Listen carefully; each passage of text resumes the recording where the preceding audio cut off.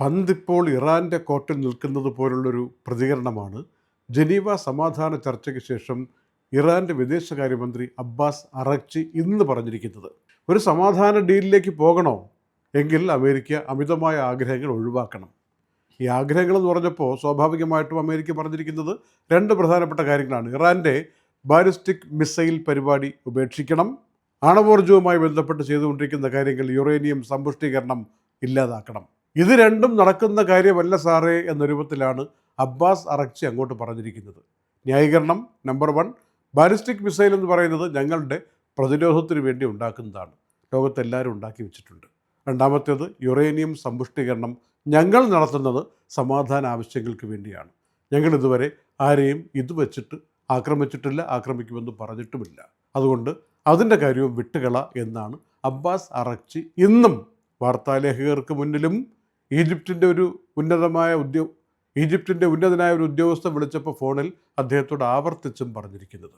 ഒമാനിലെ ചർച്ച കഴിഞ്ഞ് ജനീവയിലാണ് 2ാം ഘട്ട ചർച്ച ഇന്നലെ ആരംഭിച്ചത്. അതിപ്പോൾ ഇങ്ങനെയാണ് ഒരു പരിസമാപ്തിയിലെത്തിയിരിക്കുന്നത്. ഉറച്ചു തന്നെ സമാധാനത്തിന് വേണ്ടിയാണ് ഞങ്ങൾ നിലകൊള്ളുന്നത്, അതുകൊണ്ട് അമിതമായ ആഗ്രഹങ്ങൾ, അത്യാഗ്രഹങ്ങളൊന്നും അമേരിക്ക വെച്ച് പുലർത്തേണ്ടതില്ല എന്ന സന്ദേശം കൊടുത്തിട്ടാണ് അബ്ബാസ് അറഗ്ചി, ഇറാൻ്റെ വിദേശകാര്യ മന്ത്രി, അവിടെ നിന്ന് മടങ്ങുന്നത്. എന്തു തോന്നുന്നു?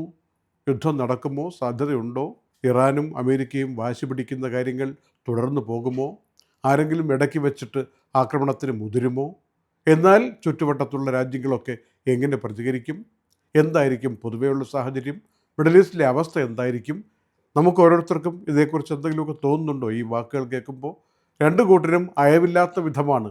എന്നാൽ ഒരു കാര്യം ഇറാൻ പറയുന്നു, കുറച്ച് റിയലിസ്റ്റിക് ആയിട്ട് കാര്യങ്ങളെ കാണണം, കുറച്ചുകൂടി ഗൗരവത്തിൽ സമാധാന ചർച്ചയെ കാണണം എന്നൊരു ഉപദേശം കൂടി ഇറാൻ നൽകിയിരിക്കുകയാണ്. ഇത്തവണത്തെ ഈദുൽ ഫിത്തറിനെ കുറിച്ച് ആസ്ട്രോണമിക്കൽ സെൻറ്ററൊക്കെ പറയുന്നൊരു നിഗമനം, ഇത്തവണ റമദാൻ മിക്കവാറും 30 പൂർത്തിയാക്കും. അങ്ങനെ മാർച്ച് മാസം 20-ാം തീയതി വെള്ളിയാഴ്ചയായിരിക്കും പെരുന്നാൾ എന്ന രൂപത്തിലാണ് ഇപ്പോൾ പറഞ്ഞിരിക്കുന്നത്. ഇതൊക്കെ മുൻ വർഷങ്ങളിലും ഇത്തരം സൂചന വന്നിട്ടുണ്ട്. ചില വർഷങ്ങളിൽ ശരിയായിട്ടുണ്ട്, ചില വർഷങ്ങളിൽ തെറ്റിപ്പോയിട്ടുണ്ട്. ഏതായാലും ഇപ്പോൾ ഇന്നൊരു സൂചന ഈ വെള്ളിയാഴ്ച പറഞ്ഞിട്ടുണ്ട്, ഈ മാസം 30 പൂർത്തിയാക്കും എന്നാണ്.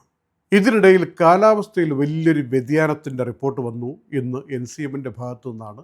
മാർച്ച് 4-5 തീയതികളിൽ, അതായത് വരുന്ന ബുധൻ വ്യാഴം ദിവസങ്ങളിൽ ഒരു ശക്തമായ ശീതക്കാറ്റും തണുത്ത കാലാവസ്ഥയും UAEയുടെ അന്തരീക്ഷത്തിൽ ഉണ്ടാകുമെന്നാണ്. മഴ പെയ്യാനുള്ള സാധ്യതയെക്കുറിച്ചും പറഞ്ഞിരിക്കുകയാണ്. അതിന് കാരണമായി ന്യൂനമർദ്ദത്തിൻ്റെ കാര്യവും തെക്ക് കിഴക്കൻ ശീതക്കാറ്റ് വന്ന് അറേബ്യൻ പെനിൻസുലയിൽ നിന്ന് വീശുന്നതിനെക്കുറിച്ചും ഒക്കെയുള്ള സൂചനയാണ് കൊടുത്തിരിക്കുന്നത്.